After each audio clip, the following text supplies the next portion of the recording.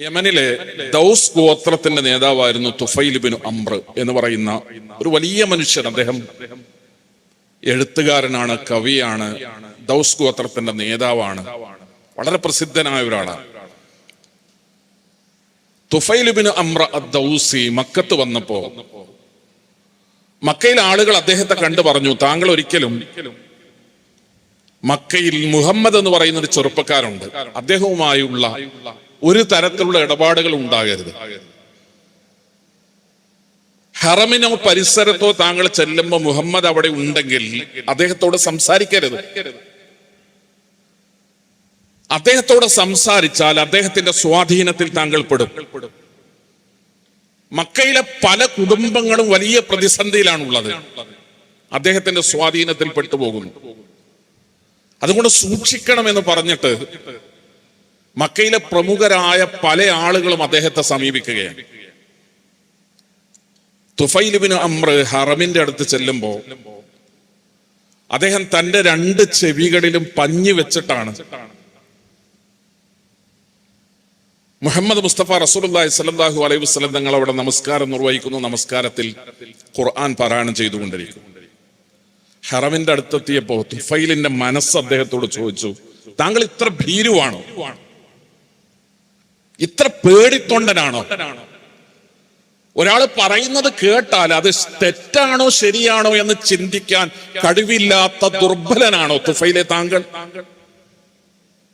അദ്ദേഹം തന്റെ കൈകളെ കൊണ്ട് തന്നെ പഞ്ഞി രണ്ടും എടുത്ത് പുറത്തെറിഞ്ഞിട്ട് മുഹമ്മദ് മുസ്തഫ റസൂലുള്ളാഹി സ്വല്ലല്ലാഹു അലൈഹി വസല്ലം തങ്ങളുടെ പാരായണം, നമസ്കാരത്തിലെ പാരായണം ശ്രദ്ധയോടുകൂടെ കേട്ടു. തുഫൈൽ ഇബ്നു അംർ അദ്ദൗസി ഹറമിൽ നിന്ന് തിരിച്ചു പോകുന്നത് ഷഹാദത്ത് കലിമ ചൊല്ലി ഇസ്ലാം സ്വീകരിച്ചുകൊണ്ടാണ്, മുസ്ലിമായിക്കൊണ്ടാണ്. തുഫൈൽ ഇബ്നു അംർ റളിയല്ലാഹു അൻഹു അദ്ദേഹത്തിന്റെ കുടുംബത്തിൽ പോയി, അദ്ദേഹത്തിന്റെ ഗോത്രത്തിൽ, ദൗസ് ഗോത്രത്തിൽ പോയി. അദ്ദേഹം ഉണ്ടാക്കുന്ന വലിയ വിപ്ലവമുണ്ട്. ദൗസ് ഗോത്രം മുഴുവൻ അദ്ദേഹത്തിന്റെ സ്വാധീനത്തിൽ. അദ്ദേഹം വീട്ടിലെത്തുന്നു, ഭാര്യയോട് സംസാരിക്കുന്നു, അവർ മുസ്ലിമാകുന്നു. തന്റെ പിതാവിനോട് സംസാരിക്കുന്നു, അദ്ദേഹം മുസ്ലിമാകുന്നു. പിന്നീട് അദ്ദേഹം നടത്തുന്ന ദീർഘമായ ഒരു പ്രബോധന പ്രവർത്തനമുണ്ട്. ഹിജ്റ 7-ാം നൂറ്റാണ്ടിന്റെ അവസാനം, 8-ാം നൂറ്റാണ്ടിന്റെ ആദ്യത്തിൽ 60ഓളം കുടുംബങ്ങളുമായി, ആ കുടുംബത്തിലെ മെമ്പർമാരുമായി മുഹമ്മദ് മുസ്തഫ റസൂലുള്ളാഹി സ്വല്ലല്ലാഹു അലൈഹി വസല്ലം തങ്ങളെ കാണാൻ തുഫൈൽ ഇബ്നു അംർ അദ്ദൗസി കടന്നു വരുന്നുണ്ട് മദീനയിൽ. അന്നാണ് അബൂ ഹുറൈറ റളിയല്ലാഹു അൻഹു പ്രവാചക തിരുമേനി സ്വല്ലല്ലാഹു അലൈഹി വസല്ലം തങ്ങളോടൊപ്പം ചേരുന്നത്. മുഹമ്മദ് മുസ്തഫ റസൂലുള്ളാഹി സ്വല്ലല്ലാഹു അലൈഹി വസല്ലം തങ്ങളെ ശ്രദ്ധിക്കരുതെന്ന് പറഞ്ഞ് ആളുകൾ ജാഗ്രത വേണമെന്ന് പറഞ്ഞു ഓർമ്മപ്പെടുത്തി ഹറമിലേക്ക് പറഞ്ഞുവിട്ട തുഫൈൽ പരിശുദ്ധ ഖുർആനിന്റെ ആയത്തുകൾ കേട്ട് അദ്ദേഹത്തിന്റെ മനസ്സിൽ മാറ്റങ്ങൾ ഉണ്ടായി. ഇസ്ലാം സ്വീകരിച്ച് തന്റെ ഗോത്രത്തിൽ പോയി പ്രബോധന പ്രവർത്തനങ്ങൾ നടത്തി. ആ ഗോത്രത്തിൽ ഇസ്ലാമിക പ്രബോധന പ്രവർത്തനങ്ങളുടെ സ്വാധീനങ്ങൾ ഉണ്ടായി. അതിന്റെ ഫലമായി യമനിലെ ദൗസ് ഗോത്രത്തിലെ അബൂ ഹുറൈറ എന്ന് പറയുന്ന ഒരു മനുഷ്യൻ ഇസ്ലാം സ്വീകരിച്ച് 8-ാം നൂറ്റാണ്ടാകുമ്പോ, ഹിജ്റയുടെ 8-ാം നൂറ്റാണ്ടിൽ, ഹിജ്റയുടെ മുമ്പാണ് തുഫൈൽ റസൂലിനെ കാണുന്നതും ഈ സംഭവങ്ങളൊക്കെ ഉണ്ടാകുന്നത്. മക്കത്ത് വെച്ചിട്ടാണ്. ഹിജ്റയുടെ 8-ൽ പ്രവാചക തിരുമേനി സല്ലല്ലാഹു അലൈഹി വസല്ലം തങ്ങളുടെ അടുത്തേക്ക് വരികയാണ് അബൂ ഹുറൈറ റളിയല്ലാഹു അൻഹു. അബൂ ഹുറൈറ റളിയല്ലാഹു അൻഹു പ്രവാചകൻ തിരുമേനി സല്ലല്ലാഹു അലൈഹി വസല്ലം തങ്ങളുടെ കൂടെ ജീവിക്കുന്നത് സ്വാഭാവികമായും 4 കൊല്ലമാണ്. ഹിജ്റ 11-ൽ അല്ലാഹുവിന്റെ റസൂലിന്റെ വഫാത്ത് ഉണ്ടാകും. അബൂ ഹുറൈറ റളിയല്ലാഹു അൻഹു ഈ 4 കൊല്ലത്തിനിടയ്ക്ക് ഇസ്ലാമിക ചരിത്രത്തിൽ നമ്മൾ പഠിക്കും.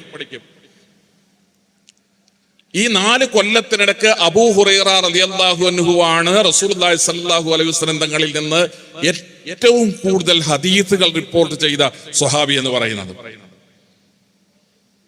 അബൂ ഹുറൈറ റളിയല്ലാഹു അൻഹു ഹദീസുകളൊക്കെ മനഃപ്പാഠമാക്കുകയാണ് ചെയ്തിരുന്നത്.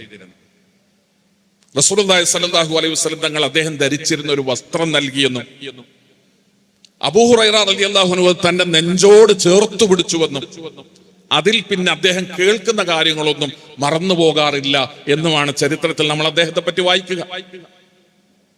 5374 ഹദീസുകളാണ് അബൂ ഹുറൈറ റളിയല്ലാഹു അൻഹു മനപ്പാടമാക്കുന്നത്. ആരാണ് അബൂ ഹുറൈറ റളിയല്ലാഹു അൻഹു? അതിരാവിലെ വീട്ടിൽ നിന്ന് ഭക്ഷണം കഴിച്ച് കുളിച്ച് കുപ്പായം മാറ്റി അള്ളാഹുവിന്റെ കലാലയത്തിലേക്ക് വരുന്ന ഒരു വിദ്യാർത്ഥിയെ പറ്റി അല്ല ഞാൻ പറയുന്നത്. മദീനയുടെ പള്ളിച്ചെരുവിൽ അഹ്ലുസുഫ, പട്ടിണിയുടെയും ദാരിദ്ര്യത്തിന്റെയും പരീക്ഷണങ്ങളുടെയും പ്രതീകമായി പള്ളിയുടെ ചെരുവിൽ താമസിച്ച ഒരു കൂട്ടം മനുഷ്യന്മാർ, അവരിൽപ്പെട്ട ആളാണ് അബൂ ഹുറൈറ റളിയല്ലാഹു അൻഹു എന്ന് പറയുന്നത്. പരീക്ഷണങ്ങളിലൂടെയാണ് അദ്ദേഹത്തിന്റെ ജീവിതം കടന്നു പോകുന്നത്. പലപ്പോഴും അദ്ദേഹം പള്ളിയിൽ കുഴഞ്ഞു വീഴും. ആളുകൾ വിചാരിച്ചത് അദ്ദേഹത്തിന് അപസ്മാരമാണ് എന്നാണ്. പലപ്പോഴും അതിനുള്ള ചികിത്സകൾ അദ്ദേഹത്തിന് നൽകി എന്ന് പോലും കാണാം ചരിത്രത്തിൽ നമുക്ക്.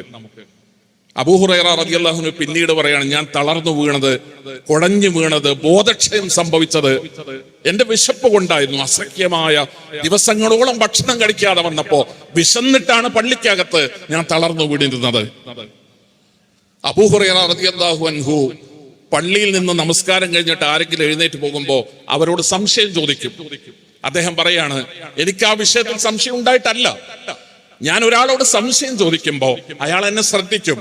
അബൂ ഹുറൈറ, താങ്കൾ എന്റെ കൂടെ പോരുന്നോ എന്ന് ചോദിക്കാനുള്ള ഒരു സാധ്യതയ്ക്ക് വേണ്ടി ഞാൻ അവരോട് സംശയം ചോദിക്കാറുണ്ടായിരുന്നു. പലപ്പോഴും അള്ളാഹുവിന്റെ റസൂലാണ് എന്റെ അവസ്ഥ തിരിച്ചറിഞ്ഞ് എന്നെ കൊണ്ടുപോയി എന്തെങ്കിലും എനിക്ക് ഭക്ഷണം തന്നിരുന്നത് എന്നും അദ്ദേഹം സാക്ഷ്യപ്പെടുത്തുന്നുണ്ട്. 5374 ഹദീസുകൾ അബൂ ഹുറൈറ റളിയല്ലാഹു അൻഹു മനപ്പാടമാക്കുകയും മദീനത്തെ പള്ളിയിലിരുന്ന് അദ്ദേഹം ദർസിൽ ലോകത്തിന്റെ നാനാഭാഗങ്ങളിൽ നിന്ന് മദീനയിൽ എത്തുന്ന ആളുകൾക്ക് അദ്ദേഹം അത് പഠിപ്പിച്ചു കൊടുക്കുകയും ചെയ്യുന്ന സുന്ദരമായ ഒരു ചരിത്രം ഇസ്ലാമിക വിജ്ഞാനങ്ങളിൽ നമുക്ക് കാണാൻ കഴിയും. സഹോദരങ്ങളെ, ഇസ്ലാമിക പ്രബോധന പ്രവർത്തനങ്ങളിൽ നിന്നാണ് അബൂ ഹുറൈറ റളിയല്ലാഹു അൻഹു ഉണ്ടാകുന്നത്. അബൂ ഹുറൈറ റളിയല്ലാഹുവിന്റെ സ്വാധീനം ഹദീസ് വിജ്ഞാനത്തിലൂടെ അദ്ദേഹത്തിന്റെ സ്വാധീനം ഏത് കാലത്തോളം എത്തി എന്നുള്ളത് നമ്മൾ പരിശോധിക്കണം, നമ്മൾ ചിന്തിക്കണം. ഞാൻ ആ ഒരു ഭാഗം മാത്രം, അതിൽ മാത്രം നിന്നുകൊണ്ടാണ് നിങ്ങളോട് സംസാരിക്കണം എന്ന് ആഗ്രഹിക്കുന്നത്. അബൂ ഹുറൈറ റളിയല്ലാഹു അൻഹു തന്റെ മനപ്പാടമാക്കിയ ഹദീസുകൾ ആളുകൾക്ക് പറഞ്ഞു കൊടുക്കുക മാത്രമല്ല, അത് തന്റെ ശിഷ്യന്മാരിൽ പലരോടും എഴുതി സൂക്ഷിക്കാൻ അദ്ദേഹം ആവശ്യപ്പെട്ടിരുന്നു. ഹദീസുകൾ എഴുതി സൂക്ഷിക്കുക എന്നുള്ളത് ആ പ്രവണത കുറവായിരുന്നു റസൂലുള്ളാഹി സ്വല്ലല്ലാഹു അലൈഹി വസല്ലം തങ്ങളുടെ കാലത്ത്. അള്ളാഹുവിന്റെ പ്രവാചകൻ ഖുർആൻ അല്ലാതെ മറ്റൊന്നും എന്നിൽ നിന്ന് എഴുതി വെക്കരുത് എന്ന് പറഞ്ഞതിന്റെ അടിസ്ഥാനത്തിൽ പരിശുദ്ധ ഖുർആൻ മാത്രമാണ് റസൂലുള്ളാഹി സ്വല്ലല്ലാഹു അലൈഹി വസല്ലം തങ്ങളുടെ ജീവിതകാലത്ത് ആളുകൾ എഴുതി വെച്ചിരുന്നത്. റസൂലുള്ളാഹി സ്വല്ലല്ലാഹു അലൈഹി വസല്ലം തങ്ങളുടെ മരണശേഷമാണ് പ്രവാചക വചനങ്ങൾ എഴുതി വെക്കുന്ന സമ്പ്രദായത്തിന് തുടക്കം കുറിക്കുന്നത്. പക്ഷേ ഓറിയന്റലിസ്റ്റുകൾ ഇസ്ലാം വിമർശനവുമായി കടന്നു വന്നപ്പോ മുഹമ്മദ് നബി സല്ലല്ലാഹു അലൈഹി വസല്ലം ജീവിച്ച കാലത്തോ തൊട്ട നൂറ്റാണ്ടിലോ അതിനടുത്ത നൂറ്റാണ്ടിലോ ഹിജ്റ 1-ലോ 2-ലോ ഒന്നും ഹദീസുകൾ സ്വഹാബത്തോ മുസ്ലിങ്ങളോ എഴുതി രേഖപ്പെടുത്തിയിട്ടില്ല എന്നും ഹിജ്റ 3-ാം നൂറ്റാണ്ടിലാണ് ഹദീസ് എഴുതുന്ന പ്രവണത ഇസ്ലാമിക ലോകത്തുണ്ടായത് എന്നുമുള്ള ഒരു പ്രചാരണം ഹദീസുകളുമായി ബന്ധപ്പെട്ട് ലോകത്തുണ്ടായി. പക്ഷെ അബൂ ഹുറൈറ റളിയല്ലാഹു അൻഹുവിന്റെ ശിഷ്യനായിരുന്ന ഹമ്മാം ഇബ്നു മുനബ്ബിഹിന്റെ സ്വഹീഫത്തു ഹമ്മാം ഇബ്നു മുനബ്ബിഹ് എന്നാണ് അറിയപ്പെടുക. അദ്ദേഹത്തിന്റെ കൈപ്പടയിൽ എഴുതിയ ഒരു രേഖ ലോകത്ത് ലഭ്യമാവുകയാണ്. സ്വഹീഫത്തു ഹമ്മാം ഇബ്നു മുനബ്ബിഹ് എന്ന് പറയുന്നത് 138 ഹദീസുകളുള്ള ഒരു തോൽ രേഖയാണ്. അതിന്ന് ലഭ്യമല്ല. ആ സ്വഹീഫത്തു ഹമ്മാം ഇബ്നു മുനബ്ബിഹ് അത് ഇമാം അഹ്മദ് അദ്ദേഹത്തിന്റെ മുസ്നദിലേക്ക് അതേപോലെ പകർത്തുകയാണ്. 138 ഹദീസുകൾ. അതില് പരലോകത്തെ കുറിച്ച് പറയുന്നുണ്ട്, അള്ളാഹുവിനെ പറ്റിയുണ്ട്, നമസ്കാരത്തെ കുറിച്ചുള്ള ഹദീസുകളുണ്ട്, സ്വതക്കയെ പറ്റി പറയുന്ന ഹദീസുകളുണ്ട്. ഈ ഹദീസുകളൊക്കെ ഈ 138 ഹദീസുകളും പിൽക്കാലഘട്ടത്തിൽ ഇമാം അഹ്മദ് ബിൻ ഹംബലിന്റെ കാലമാകുമ്പോ അദ്ദേഹത്തിന്റെ മുസ്നദിലേക്ക് ഈ 138 ഹദീസുകളെയും അദ്ദേഹം ചേർക്കുകയാണ്. 2-ാം നൂറ്റാണ്ടിന്റെ ഹിജ്റ 2-ന്റെ അവസാനത്തിൽ ആണ് ഇമാം അഹ്മദ് അദ്ദേഹത്തിന്റെ ഹദീസുകൾ ക്രോഡീകരിക്കുന്നത്. അദ്ദേഹത്തിന്റെ കാലശേഷം ഹിജ്റ 3-ന്റെ ആരംഭത്തിലാണ് അദ്ദേഹത്തിന്റെ മകൻ അബ്ദുല്ലാഹി ഇബ്നു അഹ്മദ് ഈ ഹദീസുകളൊക്കെ ഒരു ഗ്രന്ഥമാക്കി ലോകത്തിന്റെ മുമ്പിൽ സമർപ്പിക്കുന്നത്. ഹിജ്റ 3-ലാണ്. ആ പുസ്തകത്തിൽ ഹമ്മാം ഇബ്നു മുനബ്ബിഹിന്റെ മുഴുവൻ ഹദീസുകളും വ്യത്യാസങ്ങളില്ലാതെ മാറ്റങ്ങളില്ലാതെ അതേപോലെ തന്നെ രേഖപ്പെടുത്തപ്പെട്ടിരിക്കുന്നു. സഹോദരങ്ങളെ, ഇതേ രേഖ ഇതിന്റെ രണ്ട് കയ്യെഴുത്ത് പ്രതികൾ 1933 ഒരു ഇന്ത്യൻ പണ്ഡിതൻ, ഹൈദരാബാദിൽ നിന്നുള്ള ഒരു ഇന്ത്യൻ പണ്ഡിതൻ ജർമ്മനിയിലെ ബെർലിനിലെ ഒരു ലൈബ്രറിയിൽ വെച്ച് കണ്ടെത്തുകയുണ്ടായി. ഡോക്ടർ മുഹമ്മദ് ഹമീറുള്ള എന്ന പേരുള്ള ഒരു ഇന്ത്യൻ പണ്ഡിതൻ. അദ്ദേഹം ഹൈദരാബാദുകാരനായ അദ്ദേഹം പിന്നീട് താമസിക്കുന്നത്, അദ്ദേഹത്തിന്റെ ജീവിതകാലം അദ്ദേഹം പിന്നീട് ചെലവഴിക്കുന്നതൊക്കെ പാരീസിലാണ്. അദ്ദേഹത്തിന്റെ വളരെ വിശദമായ ചരിത്രങ്ങളുണ്ട്. 1948 ഹൈദരാബാദ് സ്വാതന്ത്ര്യത്തിന് ശേഷം ഇന്ത്യൻ യൂണിയന്റെ ഭാഗമായി മാറിയപ്പോ ഹൈദരാബാദുകാരനായ അദ്ദേഹം എനിക്ക് ഒരു രാജ്യത്തിന്റെയും പൗരത്വം വേണ്ട എന്ന് തീരുമാനിക്കുകയായിരുന്നു. ഈ മുഹമ്മദ് ഹമീദുള്ള എന്ന് പറയുന്ന ഇന്ത്യ കണ്ട വളരെ പ്രഗത്ഭനായ ഒരു വലിയ പണ്ഡിതനാണ് മുഹമ്മദ് ഹമീദുള്ള. അദ്ദേഹം 1908 അദ്ദേഹം ജനിക്കുന്നത്. 1908 ജനിച്ച അദ്ദേഹമാണ് 1933 അദ്ദേഹത്തിന്റെ 25ാമത്തെ വയസ്സിൽ ആ ചെറുപ്പക്കാരൻ ഇന്ത്യ കണ്ട വളരെ പ്രഗത്ഭനായ ആ മഹാപണ്ഡിതന്റെ 25ാമത്തെ വയസ്സിൽ ഈ സ്വഹീഫത്തു ഹമ്മാം ഇബ്നു മുനബ്ബിഹ് എന്ന് പറയുന്ന പണ്ഡിതന്റെ ഒരു കയ്യെഴുത്തു പ്രതി, 138 ഹദീസുകളുടെ കയ്യെഴുത്തു പ്രതി ജർമ്മനിയിലെ ബെർലിനിലെ ഒരു ലൈബ്രറിയിൽ നിന്ന് കണ്ടെത്തുന്നത്. സമാനമായ കാലത്ത് അദ്ദേഹം സിറിയയിൽ ഡമസ്കസിൽ നിന്ന് ഇതേപോലെ ഒരു കയ്യെഴുത്തു പ്രതി, ഇതിന്റെ തന്നെ ഒരു കയ്യെഴുത്തു പ്രതി അദ്ദേഹം കണ്ടെത്തുന്നുണ്ട്. സിറിയയിൽ നിന്ന് കണ്ടെത്തിയ കയ്യെഴുത്തു പ്രതി ഹിജ്റ 6ാം നൂറ്റാണ്ടിലേതാണ്. ബെർലിനിൽ നിന്ന് കണ്ടെത്തിയ കയ്യെഴുത്ത് പ്രതി എന്ന് പറയുന്നത് ഹിജ്റ 12ാം നൂറ്റാണ്ടിലേതാണ്. പക്ഷെ ഇത് രണ്ടും താരതമ്യം ചെയ്തപ്പോ ഇത് രണ്ടിലെയും ഹദീസുകൾ 138 ഹദീസുകൾ സമാനമായ ഒരക്ഷരങ്ങൾക്ക് വ്യത്യാസമില്ലാത്ത രൂപത്തിൽ സമാനമായ രീതിയിലാണ് അത് ക്രോഡീകരിക്കപ്പെട്ടിരിക്കുന്നത് എന്ന് അദ്ദേഹത്തിന് കണ്ടെത്താൻ കഴിയുകയുണ്ടായി. ഇത് കണ്ടെത്തപ്പെട്ടതോടുകൂടെ 1ാം നൂറ്റാണ്ടിൽ തന്നെ, ഹിജ്റ 1ാം നൂറ്റാണ്ടിൽ തന്നെ സ്വഹാബത്ത് പ്രവാചക തിരുമേനി സല്ലല്ലാഹു അലൈഹി വസല്ലം തങ്ങളുടെ ഹദീസുകൾ എഴുതി സൂക്ഷിക്കാറുണ്ടായിരുന്നു എന്നതിനുള്ള പ്രാമാണികമായ രേഖ ലഭിക്കുകയാണ്. ഞാനിവിടെ സൂചിപ്പിക്കുന്നത് അബൂ ഹുറൈറ റളിയല്ലാഹു അൻഹു എന്ന് പറയുന്ന ഒരു വലിയ മനുഷ്യൻ ഉണ്ടാകുന്നത് പ്രവാചക തിരുമേനി സല്ലല്ലാഹു അലൈഹി വസല്ലം തങ്ങളിൽ നിന്ന് ഒരു നമസ്കാരത്തിനിടയ്ക്ക് ആയത്തുകൾ കേട്ടിട്ടാണ്. അദ്ദേഹത്തിനെ സ്വാധീനിച്ച അദ്ദേഹത്തിന്റെ ഗോത്രത്തിന്റെ തലവൻ ഇസ്ലാം സ്വീകരിക്കുന്നത്. ആ അബൂ ഹുറൈറ റളിയല്ലാഹു അൻഹുവിൽ നിന്ന് 800ഓളം ആളുകൾ, സ്വഹാബികളും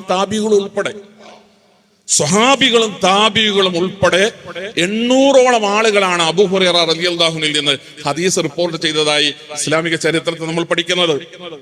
അത്രയും ശിഷ്യന്മാർ അദ്ദേഹത്തിന് ഉണ്ടായി എന്നതുകൂടിയാണ് അതിന്റെ അർത്ഥം. നേർക്ക് നേരെ അദ്ദേഹത്തിൽ നിന്ന് ഹദീസുകൾ കേട്ട് റിപ്പോർട്ട് ചെയ്ത 800ഓളം സ്വഹാബികളും താബികളും ഉൾപ്പെടെയുള്ള ആളുകൾ എന്ന് പറയുമ്പോൾ അത്രയും ശിഷ്യന്മാർ അദ്ദേഹത്തിന്റെ ജീവിത കാലഘട്ടത്തിൽ ഉണ്ടായി എന്നതുകൂടിയാണ് സഹോദരങ്ങളെ ആ ചരിത്രം നമ്മളെ പഠിപ്പിക്കുന്നത്. തീർച്ചയായും അബൂ ഹുറൈറ റളിയല്ലാഹു അൻഹു ലോകത്തുണ്ടാക്കിയ ഹദീസുകളിലൂടെ ലോകത്തുണ്ടാക്കിയ ഒരു വലിയ സ്വാധീനത്തിന് കാരണക്കാരനായത് അദ്ദേഹത്തിന്റെ ഗോത്രത്തലവനായ തുഫൈൽ ബിൻ അംർ എന്ന് പറയുന്ന പ്രബോധകനാണ്.